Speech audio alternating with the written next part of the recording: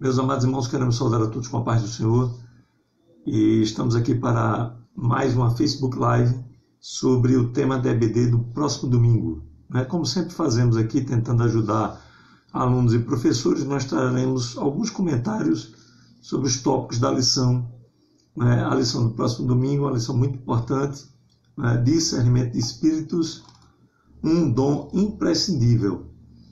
Nós estamos a 2 lições do final do trimestre e esse assunto do próximo domingo é fundamental para nós compreendermos o macro assunto que foi tratado ao longo desse trimestre, que se chama batalha espiritual. Desta vez, o comentarista utilizou o texto do livro de Atos dos Apóstolos e não poderia ser diferente. É um texto que diz respeito aos primeiros passos da igreja. Nós não podemos perder esse fio da meada para entender o que estava acontecendo ali. Antes de qualquer comentário, eu queria estimular os professores a conversarem com seus alunos sobre eventuais lacunas que haja nesse trimestre. Sugiro que você pergunte aos seus alunos se há alguma dúvida sobre os assuntos correntes, se algum assunto não foi abordado a contento e se eles gostariam de ter essas dúvidas esclarecidas. Na medida do possível, faça isso, porque você só vai ter a ganhar. Tá certo? Eu prometo que esse comentário vai ser breve. Nós não pretendemos nos alongar bastante, como fizemos em algumas outras lições, até porque o conteúdo da lição é intuitivo e autoexplicativo. Não há assim muito o que acrescentar. O comentarista ele tem um norte. Nessa lição ele se saiu bem, ele seguiu a contento esse norte, e eu acredito que não vai sobrar dúvidas diretamente a respeito da lição. Sempre há dúvidas colaterais, porque tem um aluno ou outro mais perspicaz que levanta uma outra questão que não está, às vezes, muito evidente, então não tem jeito. Mas no cômputo geral foi uma das melhores abordagens dentro das lições desse trimestre.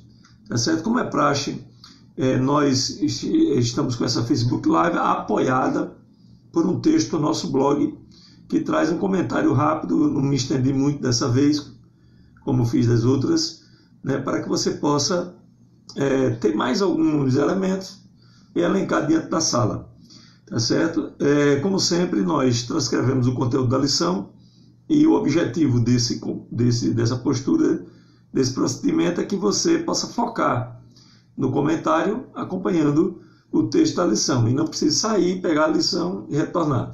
Tá certo? Evidentemente, alguns textos pequenos de apoio, alguns subsídiozinhos ali que não influem muito, algumas conclusões, nós eliminamos para ganhar espaço. Tá certo? Nosso texto áureo está lá em 1 Coríntios 2,15, que diz: mas o que é espiritual discerne bem tudo, e ele de ninguém é discernido. Nós temos aqui nesse textuário um texto ideal. Via de regra, não é a realidade. Infelizmente, no dia a dia, nós vemos crentes enganados com golpes, enredados em pecados, expostos a toda sorte de ataques malignos, aos quais muitos de nós têm sucumbido vergonhosamente. Essa é uma constatação específica, pontual, não é generalizada, mas o grande problema dessa constatação é nós podemos entender, à luz desse versículo, que boa parte de nós cresceu muito pouco a partir da conversão. Muitos de nós aceitamos a Jesus Cristo como Salvador. Deixa eu pegar aqui um pouquinho de água, molhar aqui as cordas vocais, e muitos de nós aceitam Jesus como Salvador e não conseguem crescer, não exercitam os dons, não leem sistematicamente a palavra, não oram com sabedoria, as orações são centradas no eu, naquilo que você quer, naquilo que você precisa. O resultado é falta de amadurecimento e raquitismo espiritual. Isso aí não tem jeito, não tem como a gente fugir. Nós não podemos dourar a pílula. Essa é a realidade. Tá certo? Inclusive, esse problema de falta de amadurecimento e raquitismo espiritual ocorre até com muitas lideranças. Certo? Então, deveria ser o contrário. Paulo está falando de maneira ideal. O homem espiritual, a pessoa que é espiritual deve discernir tudo. E essa não é, infelizmente, a realidade. Nós devemos buscar essa percepção desenhada aí por Paulo em 1 Coríntios. Inclusive aqui tem um versículo muito enigmático, é 1 Coríntios 12, 31, que diz assim: entretanto, procurem com zelo os melhores dons. E algumas traduções ainda dizem mais: e eu vos mostrarei um caminho ainda mais excelente. Infelizmente, bem poucos estão dispostos a seguir esse caminho. Ele exige renúncia, exige dedicação, exige conhecimento da palavra, exige humildade, e muitas vezes nós não queremos isso. Tá certo? Então, essa é aqui um rápido comentário sobre o nosso texto áureo. Temos também a verdade prática, a leitura diária, que nós sempre colocamos no quadrinho para facilitar a apresentação para os alunos, a leitura bíblica em classe, que está em Atos, capítulo 16, versículos 16 a 22, que já foi até mencionado em outros contextos, né?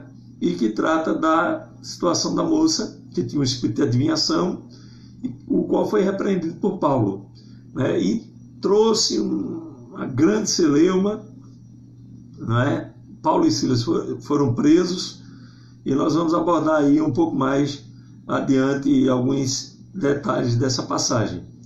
Em suma, irmãos, nós temos aqui um caso clássico de expulsão de demônios, não aquele demônio violento lá de Gadara, né, como Jesus expulsou, mas um demônio brando, que trazia uma mensagem positiva, que massagearia o ego dos apóstolos, né?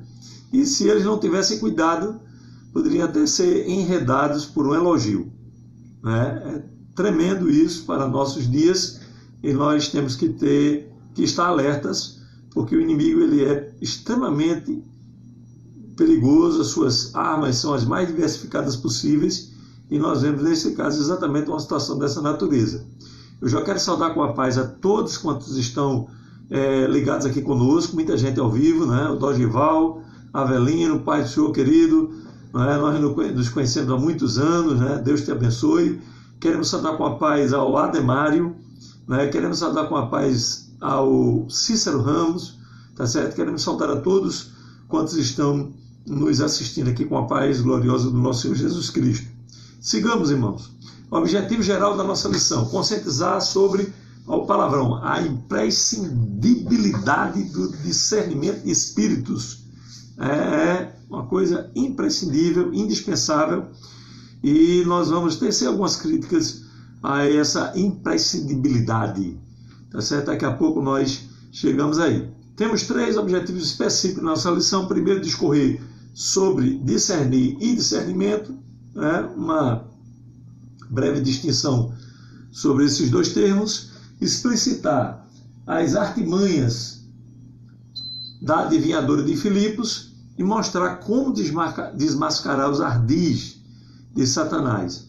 Paulo, escrevendo um versículo, nós vamos citá-lo mais adiante, diz: nós não ignoramos os seus ardis. Né? Isso aí é o ponto fundamental para nós entendermos essa lição. Meus amados irmãos, nessa introdução da nossa lição, né, o comentarista fala do homem espiritual, que é uma pessoa que tem o Espírito Santo e tem melhores condições de entender cada situação. Nós vivemos no tempo da graça, né, na dispensação do Espírito, e hoje nós temos um auxiliar, um ajudador, que é o Espírito Santo de Deus morando dentro de nós, que era algo que não existia no Velho Testamento. Então nós temos o Espírito Santo nos guiando, nos dirigindo, nos ajudando, mas nós precisamos deixar ser guiados por Ele. A grande realidade é que muita gente vive por conta própria, é crente, mas vive por conta própria. Não se deixa ser guiado pelo Espírito Santo, não se deixa ser dirigido. Então o Espírito Santo está lá como uma realidade latente dentro do coração, mas que não é colocado em prática por vários motivos, os mais diversos possíveis. Tá certo? Então, nós temos um povo com um potencial imenso, mas que muitas vezes não coloca em prática. Tá certo? Queremos saudar aqui o Reginaldo Elias, né? E passou aqui bem rapidinho, e a nossa irmã Eglar, né? Pai do Senhor para vocês. Então, nós precisamos entender aqui, como ponto de partida, que esse homem espiritual está imerso no contexto em que o Espírito Santo está habitando nele, e que existem na igreja 3 fontes de motivação para aquilo que acontece, os eventos espirituais que ocorrem na igreja. Em primeiro lugar, Deus, o Senhor que envia lá dos altos céus o seu dinamis, o seu poder, enche a igreja, mobiliza a igreja para que os objetivos do reino sejam alcançados, etc. Em segundo lugar, nós temos a carne. Nós não podemos esquecer que a carne é fonte de motivação de muitas coisas que acontecem na igreja. Tá certo? E por último, o diabo. Evidentemente, muitas das motivações que nós atribuímos ao diabo são meramente humanas. O inimigo ele se aproveita dessas motivações humanas. Eu citei até aqui algumas: inveja, ódio, dissensão, desunião, brigas por poder e dinheiro. São motivações humanas. E o inimigo ele pode se aproveitar dessas motivações que se manifestam na igreja para atuar contra a igreja, tá certo? Mas são motivações que se iniciam do ponto de vista humano, lá no homem, nas pessoas, na liderança, nos membros e etc. Então eu deixo sobressair a minha motivação, a razão pela qual eu estou fazendo uma determinada coisa dentro da igreja, e aquilo ali pode atrapalhar, pode ser utilizado pelo inimigo para atacar a igreja do Senhor Jesus. Quero saudar aqui o pastor Sérgio Couto, salvo engano, é ali da igreja de Indaiatuba, em São Paulo.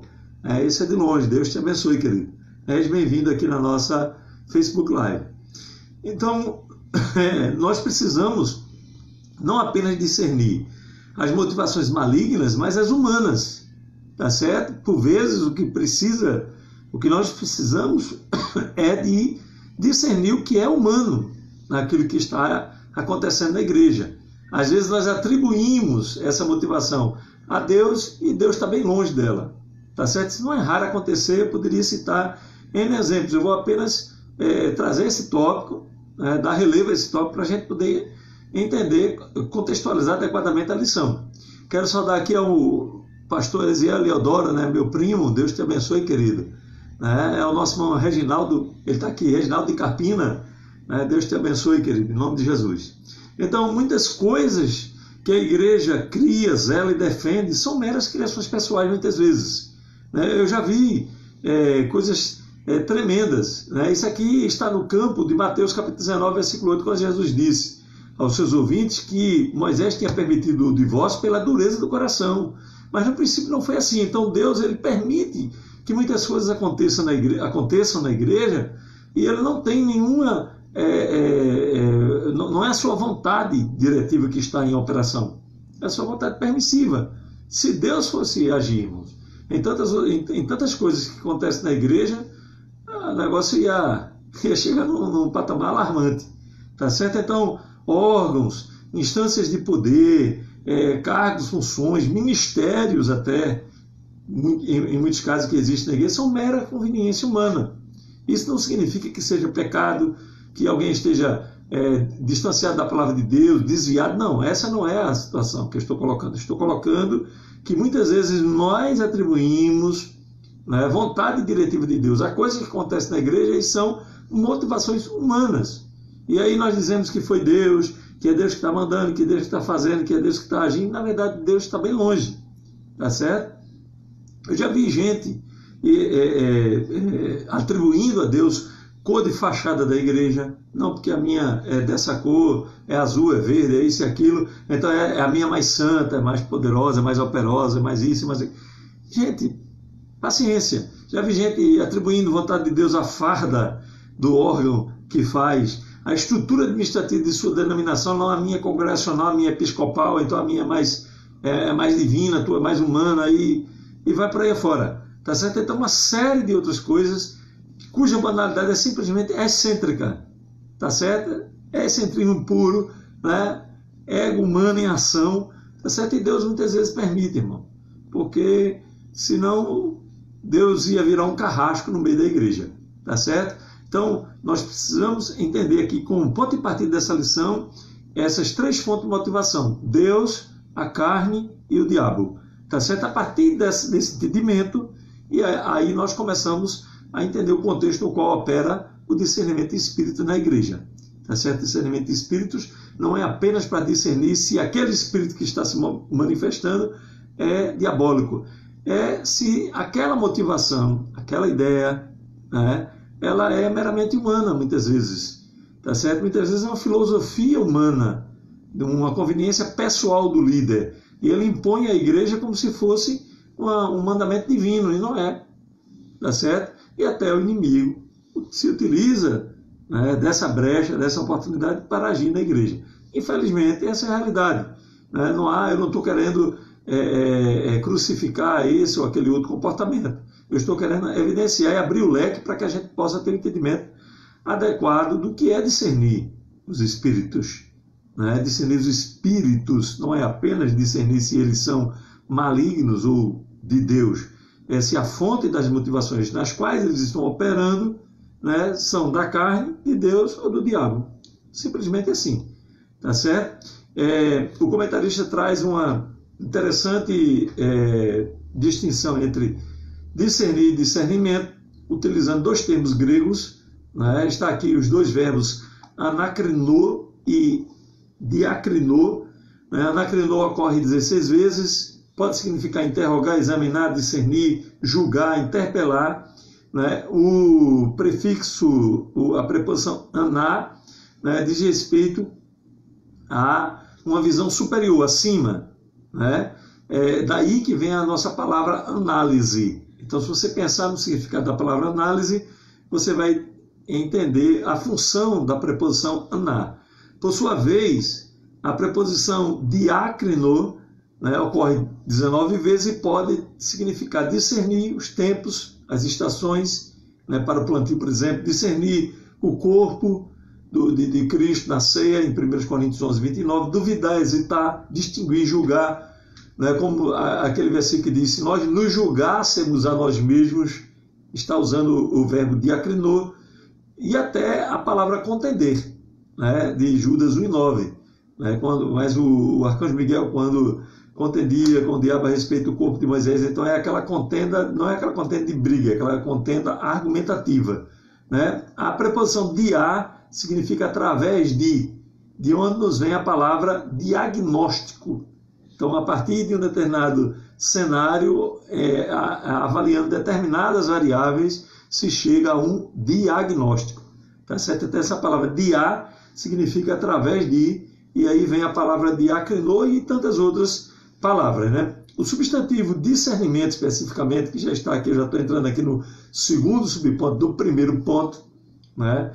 Ele vem falando, o termo grego é diacrisis. Atenção, professores e alunos, não é diacrisis. Nunca o S grego tem um som de Z como em português. Tá certo? Em português nós temos crise, tá certo? E se nós fôssemos pronunciar a palavra crise em grego, pronunciaríamos crise, tá certo?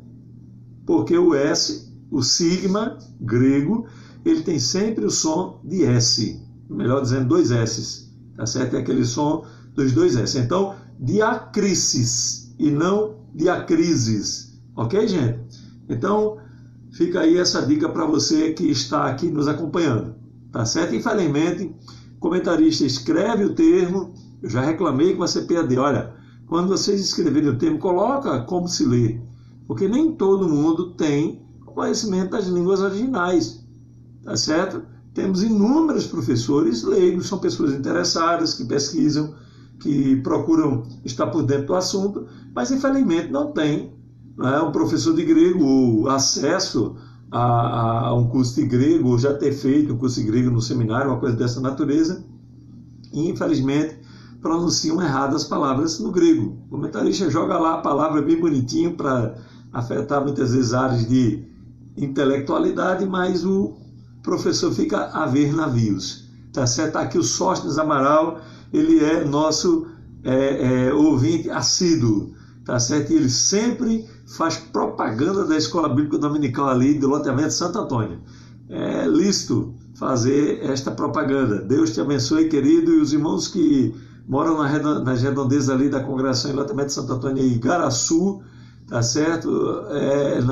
No bairro de Cruz de Rebouças, e estão convidados para participar da Escola Bíblica Dominical ali em loteamento Santo Antônio, tá certo? Então, por óbvio, no Velho Testamento não existia o discernimento, né? O dom de discernimento de espíritos, tá certo? E esse discernimento ocorria através da sabedoria dada por Deus, né? É o que aconteceu, por exemplo, em 1 Reis capítulo 3, versículo 16 ao 28, quando Salomão foi instado a decidir numa situação crítica, né? Duas mulheres tinham cada um o seu filho, e uma delas sufocou o seu filho e tomou o filho da outra. E começou agora, né, aquela disputa de quem era de quem o filho verdadeiramente era, e o caso chegou a Salomão. E lá o rei foi obrigado, né, a discernir a situação que estava acontecendo, né, quem tinha razão ali no momento. Então, um quadro semelhante a esse, né, ele era discernido dessa maneira. O espírito que se apoderou de Saul, por exemplo, era maligno, e os seus servos discerniram que aquele espírito ele deveria ser expulso através do louvor, o louvor poderoso que acontecia em Israel. Não era o louvor gospelizado, né? Era o louvor que adorava verdadeiramente a Deus, e o espírito maligno ia embora. Então, quando Davi, usado por Deus, tocava a sua harpa e entoava louvores a Deus, o espírito de Saul ia embora, tá certo? Mas não existia o dom de discernimento de espírito. Já no Novo Testamento nós temos essa oportunidade de receber o dom de discernimento de espírito, que nada mais é do que a capacidade de discernir a fonte de determinada manifestação espiritual. Eu disse a vocês que nós temos 3 fontes aqui, disse lá na introdução, tá certo? Temos a carne, Deus ou o diabo, tá certo? A carne não é espírito, mas a maneira como nós colocamos muitas vezes as coisas, né, elas se manifestam espiritualmente, né? Manifestam-se através da vontade, não é uma coisa tangível, tocável, que possa ser medida, analisada num tubo de ensaio, mas tem a ver com o comportamento, tá certo? E no fim das contas é uma manifestação espiritual. O discernimento deve nos fazer compreender uma manifestação demoníaca, não apenas uma manifestação demoníaca personificada, como uma heresia, por exemplo, uma doutrina. É alguém que criou um sistema de crenças desviado da palavra e tentando se fazer passar por verdadeiro. E aí nós temos que entender essa motivação e rechaçá-la através do discernimento de espírito, através do conhecimento da palavra, uma série de outras funcionalidades, assim, maneiras que nós temos de entender essas motivações que se manifestam na igreja, tá certo? Nós precisamos deste dom para distinguir eventos tomados de maneira isolada, que passam despercebidos e depois pode abrir espaço para uma atuação maligna mais efetiva. É o caso das ideologias que se manifestam nesse mundo. Nós temos ideologia de gênero, nós temos ideologias esquerdistas, as mais variadas possíveis, às quais aderem muitos crentes, tá certo? Nós não vamos falar aqui diretamente do ponto de vista político, mas a realidade é que essas ideologias abrem espaço para o aborto, tá certo? Abrem espaço para o feminismo, abrem espaço para N situações das quais o inimigo se aproveita para fazer os crentes se desviar e atacar a igreja do Senhor Jesus, tá certo? Então nós temos inúmeras manifestações, as mais diversificadas possíveis, e até aquelas que nós não temos condições nem de imaginar, que são oportunidades de influência maligna massiva, tá certo? Que vem, ataca a sociedade e a igreja se torna um alvo, a palavra é ridicularizada, Deus é colocado em segundo plano e vai para aí afora. Temos o antropocentrismo, tá certo? As ideologias centralizadas no homem, na satisfação pessoal, tá certo? No egocentrismo, tá certo? E uma série de outras situações. A gente não é nem muitas vezes capaz de entender quão diversificadas são as artimanhas malignas, tá certo? Note que aquela expulsão do demônio daquela moça lá nesse episódio de Atos 16 está removendo engrenagens as mais diversas possíveis, né? Paulo sabia muito bem disso, os apóstolos estavam cientes, tá certo? Não era uma questão apenas de expulsar aquele demônio.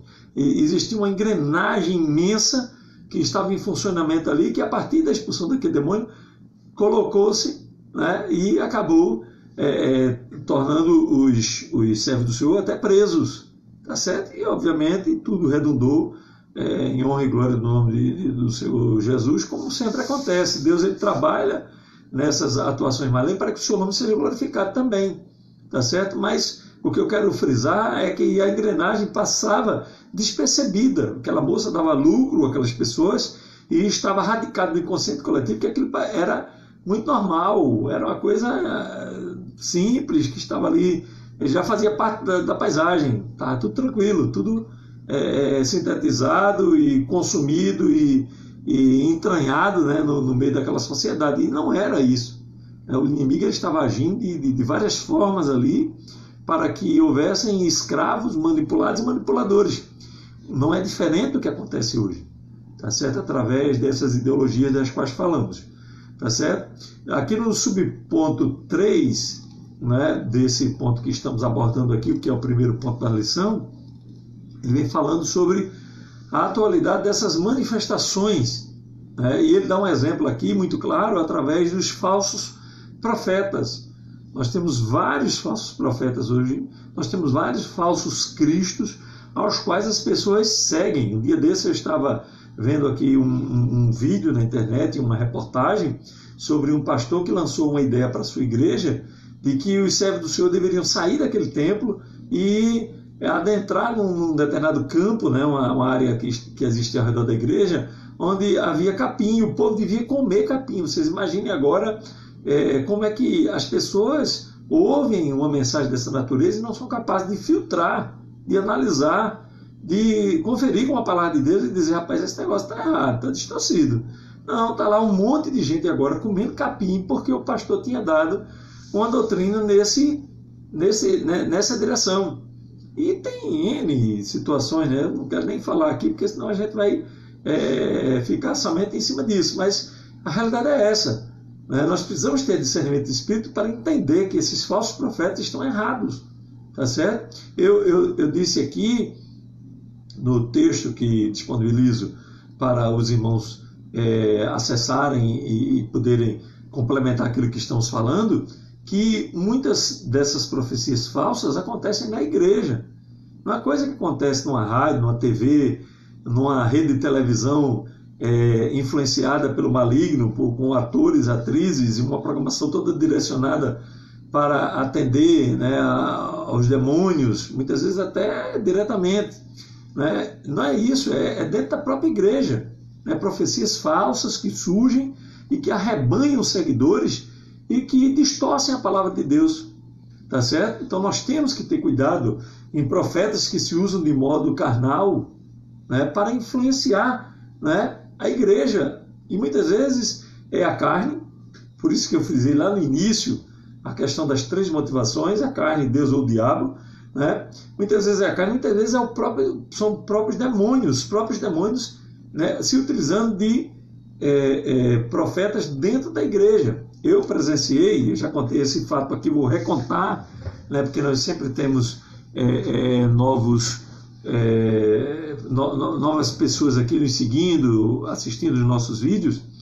Eu presenciei na igreja a manifestação de um demônio, né, utilizando um profeta para proferir ali palavras de bênção, né, e as pessoas estavam enganadas, muita gente chorando, meu Deus, graças a Deus, e etc e tal, e seguindo aquelas palavras. Aquele homem, ele falava em línguas, tá certo, que não eram línguas divinas, eram línguas malignas, línguas demoníacas, tá certo, até que Deus usou um dos seus servos, um verdadeiro vaso de honra, um profeta da sua parte, e repreendeu aquele homem, tá certo? Mas muitos estavam enganados ali, todo mundo naquele frenesi, influenciados, e muitas vezes não paravam para pensar, para analisar aquela situação. Então nós temos essas manifestações entre nós, muitas vezes, tá certo? Eu já vi casos como o que aconteceu certa vez aqui na nossa região, de um cidadão chegar portando, acho que já falei em outros contextos também, vou só repetir, né, portando uma indumentária de um determinado país do mundo, né, e ele disse que era missionário naquele país, tinha sido levado ali por Deus, falando o idioma, né, ninguém sabe nem se era o idioma realmente, mas enfim, vestido, trajado, né, como uma pessoa daquele país, e era um charlatão, embusteiro, tá certo? Olha, pregou, deu ceia, deu estudo, incentivou as pessoas para missões, era uma atividade extremamente benéfica para a igreja, mas era um charlatão, era um espírito maligno agindo através de um falso profeta, tá certo? E passou por nossa região, foi adiante, e em outro estado ele foi desmascarado. E aí houve, até, salvo engano, uma investigação, né, para poder saber o que tinha acontecido, de que maneira ele tinha enganado a igreja aqui na região, etc. e tal. Então essas coisas acontecem, tá certo? Nós devemos estar alertas.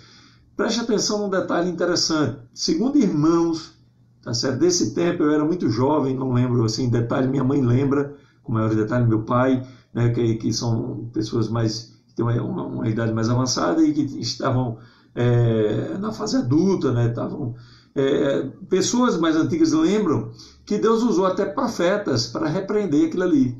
Mas a liderança estava influenciada por aquele cidadão. E influenciada fechou os olhos para o alerta dado por aquele profeta. Então nós temos que ter esse discernimento, buscar esse discernimento para não sermos vítimas desses falsários. Tá certo? O segundo ponto da nossa lição vem frisando exatamente a adivinhadora. Nós temos ali algumas características interessantes. Aquela moça, ela se punha no caminho dos servos de Deus. Tá certo? E notem, não estavam esculhambando os servos do Senhor, não estavam desmerecendo a mensagem que eles pregavam, pelo contrário, estavam elogiando, né?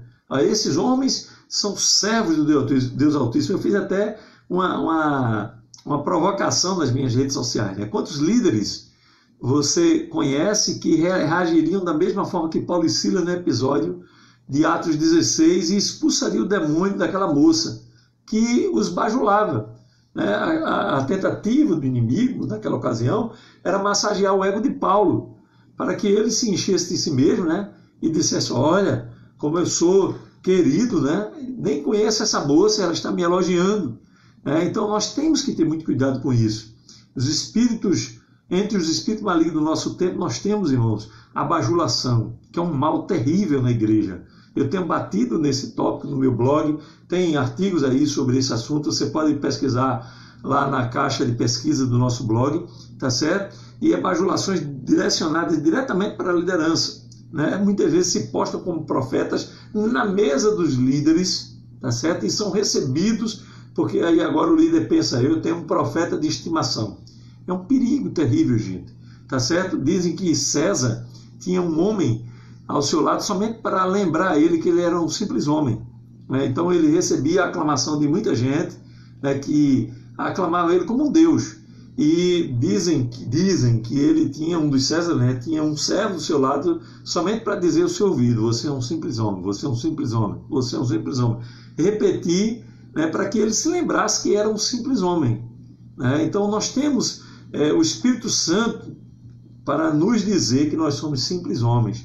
Quantas vezes nós pregamos, muitas almas se convertem, e alguém diz assim: rapaz, que pregação, né? Outra vez Deus nos usa para curar um enfermo, expulsar um demônio, e alguém começa agora a endeusar: eu quero fulano escalado porque ele é um homem usado por Deus, ele é um pregador, um pastor usado por Deus. E nós temos que ter muito cuidado, irmãos, muito cuidado, tá certo? Porque pode se tornar uma flecha na nossa alma, uma raiz de amargura que brota ali e vai consumindo o nosso ser, né? O diabo, ele é especialista nesse tipo de coisa, e nós temos que ter cuidado com a bajulação. Aliás, é bíblico, irmão, né? Provérbios, capítulo 29, versículo 5, diz: quem adula seu próximo está armando uma rede para os pés dele, tá certo? Isso é bíblico, isso não é uma invenção minha, né? Porque eu vi em algum contexto, né? Posso até ter visto, nós somos influenciados pelo meio no qual nós convivemos, tá certo? Houve uma eleição para um determinado órgão da nossa igreja, uma eleição nacional, em que alguém disse, de um dos candidatos, que Jesus era a salvação da igreja e fulano era a salvação da Assembleia de Deus. Veja que coisa terrível, né? Então é esse tipo de colocação que muitas vezes cai num coração que precisa ser elogiado, né? Nós somos influenciados pelos elogios e desvirtuam, irmão, as coisas de Deus para nós. Nós começamos a achar que somos nós que podemos, que somos nós que fazemos, é porque a gente tem um dom de Deus determinado para fazer uma determinada ação dentro da igreja, e isso é um perigo terrível. Não são poucos os líderes que têm caído, tá certo? Por causa da bajulação, tá certo? Ele não vê o erro, ele não vê o problema, a bajulação, os bajuladores o cercam, não, vai dar certo, tá tudo bem, você é um homem de Deus, você foi chamado para isso, eu já vejo o resultado da ação de Deus através de você, você é o instrumento que Deus vai usar, e não tem nada de Deus naquilo que está sendo proposto, tá certo? Então nós temos que pensar muito, com muito cuidado, colocar os pés no chão, pedir direção a Deus, buscar a orientação do Espírito Santo de Deus para não sucumbirmos à bajulação, tá certo? A bajulação tem o poder de nos cegar, irmãos, é terrível, tá certo? Nós temos que agir como Paulo. Paulo parou, pensou, pediu direção, disse: esse negócio está errado. Essa moça nos elogiando sem nos conhecer, e ela sempre se coloca da mesma maneira, esse negócio está errado, alguma coisa está errada. Olha, espírito maligno está repreendido em nome de Jesus. Note que não houve nenhum teatro da parte de Paulo, ele simplesmente se virou e repreendeu o espírito. Pronto. Tá certo? Não existe fórmula, já fizemos isso na lição passada. Não, eu te repreendo em nome do Altíssimo, do Soberaníssimo, do Grandíssimo. Nada disso. Tem uma fórmula. Simplesmente se dirigiu à mulher e repreendeu o espírito que estava sobre a sua vida. Tem muitos detalhes nesse texto, nós estamos aqui andando com os tópicos da lição, mas tem muitos detalhes interessantes nesse texto que poderiam ser retratados, né, por um comentário mais específico, comentário textual, tá certo? É lindo ver o trabalho de Deus na vida de Paulo. Foi embora, não pediu nenhuma láurea, nenhum elogio. Veja aí o que eu fiz, né? Expulsei o demônio da moça.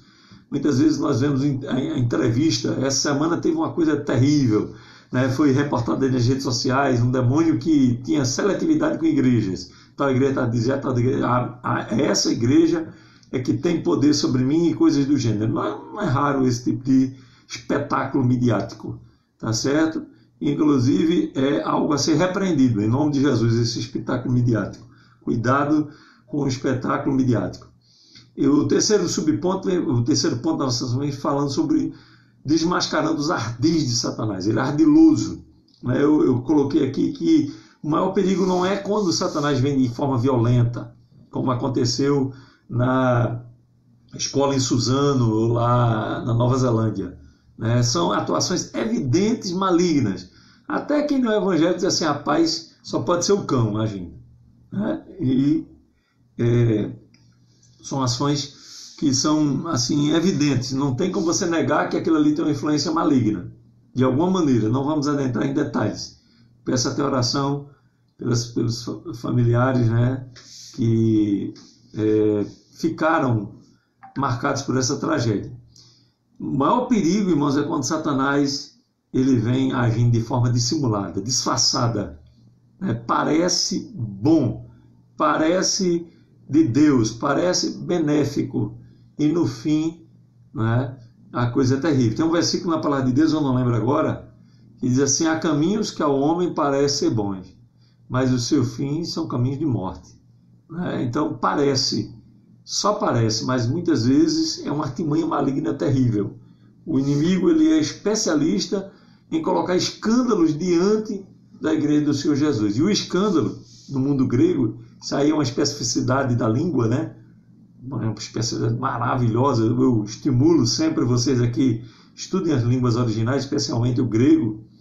O escândalo era um graveto, né, em forma de, aqui a gente chama de badoque, baleadeira, né? estilingue, é conhecido por estilingue no Brasil, e apoiava um pauzinho que se colocava na armadilha. Então, a esse esteio que apoia, dava-se o nome de escândalos, que é exatamente o pau que determina o sucesso da armadilha. Quando um preá, um coelho ou outro animal bate nesse pau, ele desarma e a armadilha prende aquele animal. E muitas vezes prende até outros animais que não tem nada a ver. Chegou ali de bobeira e acaba se prejudicando porque um bateu no escândalos da armadilha e a armadilha prendeu a todos quantos estavam ali ao seu alcance. E é exatamente essa a atitude do diabo. Ele lança um escândalo diante da igreja, não é escândalo como nós estamos convencionando, mas uma armadilha. E aquele escândalos acaba vitimando muita gente ali dentro. Tá certo? Então, essas ações, por vezes, são dissimuladas, disfarçadas, imperceptíveis no primeiro momento. E somente, irmãos, com discernimento espiritual, nós entendemos. É preciso que nós tenhamos muito cuidado com isso. Tá certo? Eu conheço a história de um determinado pastor, não vou citar o nome, nem qual é a igreja, nem onde, nem maiores detalhes. Chegou na igreja, as almas não se salvavam, os cultos eram frios, monótonos, sem vida, e a coisa terrível. E ele começou orando. O que está acontecendo aqui? Aparentemente era uma congregação como tantas outras, o povo vinha, tinha os seus órgãos, tinha a sua liturgia, os seus horários de culto, etc. e tal. Aparentemente estava tudo funcionando, mas ele percebia que alguma coisa estava errada. E ele começou orando, pedindo a Deus discernimento, pedindo a Deus para que Deus lhe revelasse o que estava acontecendo ali. E o que começou acontecendo? Diáconos que estavam em adultério, pessoas que estavam intrigadas umas com as outras, mas é intriga séria, não era coisa de apenas uma rivalidade, uma discordância pontual, não, era intriga mesmo, tá certo? Como se diz aqui no Nordeste, intrigado de sangue a fogo, tá certo? E aí o pastor começou agindo sobre esses problemas. Quem estava em adultério, ele disciplinou, casais que estavam sob o mesmo teto, mas separados, ele reuniu, pessoas que estavam intrigadas umas com as outras, ele pacificou, por direção de Deus, e daqui a pouco o culto mudou radicalmente. Jesus começou a salvar, Jesus começou a operar, Jesus começou a batizar, a igreja começou a ter vida, os cultos eram animados, convidativos, pelo simples fato de que aquele pastor percebeu o que estava acontecendo.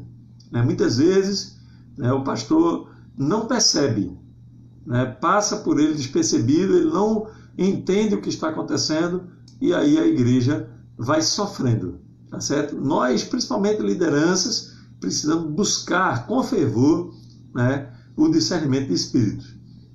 Aqui no terceiro subponto do terceiro ponto, nós fizemos um comentário interessante, tá certo? A libertação é sobre a libertação da jovem adivinhadora, a moça escrava que dava muitos lucros, etc. e tal. Pai, sua irmã Edilene Gomes, Deus te abençoe, querido. Nós fizemos uma colocação. É a expulsão de demônios, o discernimento espiritual, o exercício dos dons. Por vezes ele traz desgaste e perdas pessoais. Note que Paulo ele podia se preservar. Percebia que era um espírito maligno e dizia, rapaz, deixa isso para lá, nem influi, nem contribui, eu vou continuar aqui pregando a palavra de Deus e acabou a história, deixa isso para lá. Como muitas vezes acontece com a gente. É uma situação que exige um posicionamento espiritual, mas nós deixamos de mão para nos preservar. Tá certo? E a autopreservação é um dos grandes males da igreja moderna. A igreja foi colocada no mundo para salgar, e sal sempre dói. Tente botar sal numa ferida, você vai sentir de imediato o efeito daquele sal. Tente acender a luz num lugar escuro, imediatamente os seus olhos vão sentir algum incômodo. Então a igreja está no mundo para incomodar. Igreja que está contextualizada, que se amoldou a sociedade na qual ela está inserida, é a igreja sem sal. A igreja que perdeu o sal, perdeu a luz. Então Paulo, ele exercitou os seus dons, discernindo aquele espírito, e expulsou aquele demônio, mas trouxe um desgaste terrível para ele, né? Implicou em perdas pessoais. Ele atrasou de repente a sua viagem para um determinado lugar, ele ficou preso, né, ali, e foi motivo de escárnio, sofreu na própria pele, né, as dores da sua intervenção.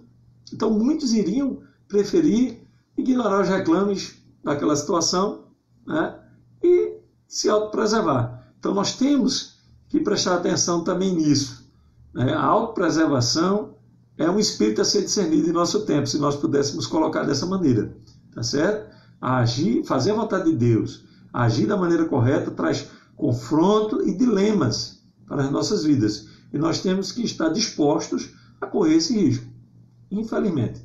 Tá certo? Passou uma pessoa aqui bem rápido, nos saudando com a paz do Senhor, né? Ana Galdino, eu acho. Está aqui também a Vanécia Galdino, né? Nos saudando com a paz do Senhor. Deus abençoe a todos, né, que estão aqui nos saudando com a paz. Amém. Deus continue te abençoando em Cristo. Tá certo? Então, nós devemos, muitas vezes, quebrar esse paradigma e tomar a iniciativa e agir. Tá certo? É aquele demônio manso que está lá no cantinho, que não faz mal a ninguém, mas que incomoda, que traz uma necessidade de uma ação da parte do servo do Senhor. E nós temos que tomar a iniciativa, muitas vezes. Paulo fez isso com essa moça. Ao invés de ignorar os seus elogios e apenas deixar para lá, Paulo repreendeu aquele espírito e a história cresceu, né, contra ele, inclusive, mas o nome de Cristo foi glorificado. Tá certo? Deus, às vezes, precisa, ou muitas vezes, melhor colocando, ele quer ser glorificado numa situação de confronto. Quando nós ignoramos, nós perdemos a oportunidade de glorificá-lo, né, e fazer o reino dele ser conhecido. Queremos saudar aqui o Edivaldo Marcos, Deus te abençoe, né? Infelizmente, meus irmãos, eu vou concluindo aqui agora, a igreja brasileira está envolvida em muitos problemas. O comentarista fala muito aqui da necessidade do dom de discernir os espíritos, e eu gostaria de perguntar aos senhores e senhoras que nos assistem nessa manhã, eu estou confrontando você. Quantas vezes você viu uma campanha de oração para que Deus dê discernimento à igreja?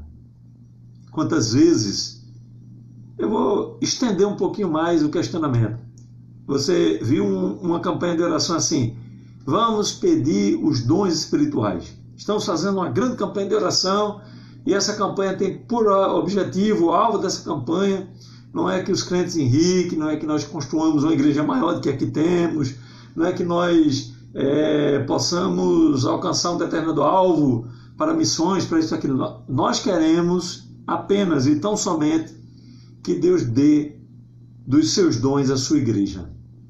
Quantas vezes você viu esse tipo de campanha, ou soube, ou ouviu falar desse tipo de campanha? Eu sou sincero aos senhores e senhoras que nos ouvem nesta noite, né, que eu nunca vi esse tipo de campanha de oração na igreja, ou algo dessa natureza.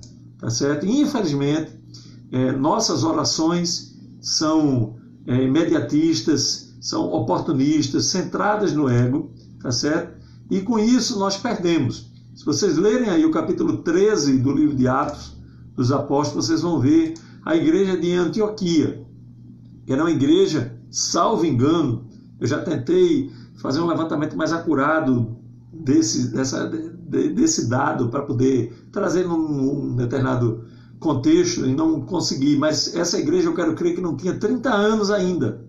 Veja, uma igreja que não tinha 10 anos ainda. A igreja de Antioquia, capítulo 13, tá certo? Mas era uma igreja que já podia nominar os seus profetas e doutores. Veja que coisa espetacular. Uma igreja primitiva que não tinha os recursos que nós temos, os recursos midiáticos que nós temos, os recursos intelectuais que nós temos, os livros, a imprensa, tantas facilidades que nós temos, mas era uma igreja que era capaz de nominar os seus doutores e profetas. Nós temos aqui, olha, Barnabé, Simeão, Lúcio, Manaém e Saulo. né? Nós temos todas essas pessoas aqui que são da nossa igreja. Imagina que a tua igreja muitas vezes não é capaz de nominar quem são os mestres, né? Os doutores da tua igreja. Então, é um detalhe muito importante na nossa lição, porque, por vezes, nós temos campanhas tantas para objetivos os mais materiais possíveis, né? Às vezes nós queremos apenas ver engrandecido o nosso nome, o nome da nossa denominação, o nome da nossa igreja. E precisamos buscar esses dons, buscar o dom de discernir os espíritos, para discernir o nosso tempo, né? Muitas vezes não conseguimos fazer uma coisa tão banal como essa, discernir o nosso tempo. E para discernir o nosso tempo, nós precisamos do dom de discernimento dos espíritos, tá certo? E eu concluo aqui esse nosso comentário te estimulando a visitar o nosso blog www.daladierlima.com. Nós vamos deixar o endereço aí nos comentários, tá certo? Estaremos pegando esse vídeo e fazendo download dele, colocando no YouTube, referenciando no nosso comentário, como sempre fazemos, e esperamos que com tudo isso o nome de Jesus seja glorificado na minha e na tua vida. Convido você aí à Escola Bíblica Dominical no próximo domingo, tá certo? Você será ricamente abençoado por Deus. Não vá só, leve seu filho. Quantos pais, criando tantas atividades para os seus filhos, se esquecem de levá-los à igreja, tá certo? Apenas 2 horas, 9h30, 11h30, na maioria dos lugares, 9 às 11, tá certo? E você perde a oportunidade, cria uma atividade alternativa e acaba que o seu filho não aprende a palavra e você também não aprende a palavra, tá certo? Então, vá à escola dominical, tá certo? Nós temos aqui na Assembleia de Deus em Abreu e Lima, no templo sede, classes de inglês, de espanhol, de italiano e classe de Libras, né? Além das classes normais. Então, não aprende quem não quer, tá certo? Quero convidar você, inclusive, a visitar a nossa igreja, se você é aqui da Redondeza, tá certo? Deus te abençoe, em nome de Jesus. Muito obrigado pela atenção e que o nome de Jesus continue a ser glorificado na tua vida. Amém.